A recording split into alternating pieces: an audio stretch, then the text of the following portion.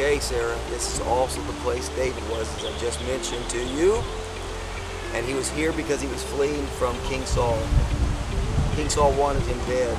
King Saul was afraid that David was going to take the kingdom, and David had to promise he would have the kingdom.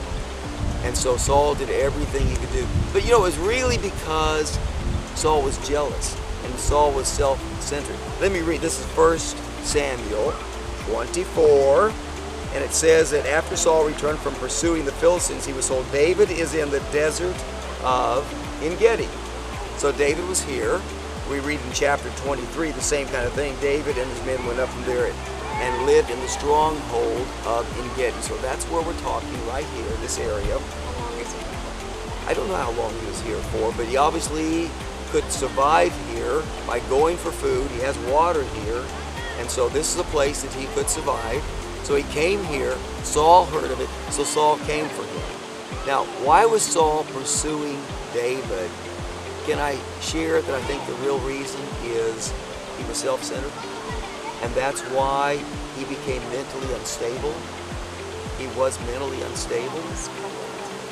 What evidence do I have? This is also from 1 Samuel. This is when he says to his men, this is chapter 22 of that book. He says to his men, will the son of Jesse give all of you fields and vineyards?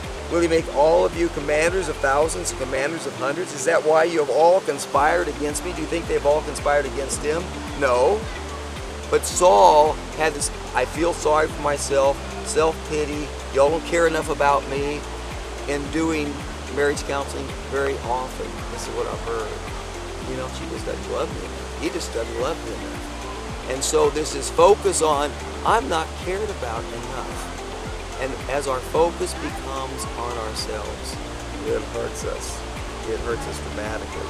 So, no one tells me when my son makes a covenant with the son of Jesse. None of you is concerned about me. Can't you almost hear a whine in his voice? Or tells me that my son has incited my servant to lie in wait for me as he does today. And of course he wasn't. David was the most loyal of servants. And yet Saul was convinced David's lying in wait for me. He had a focus on himself that destroyed his life.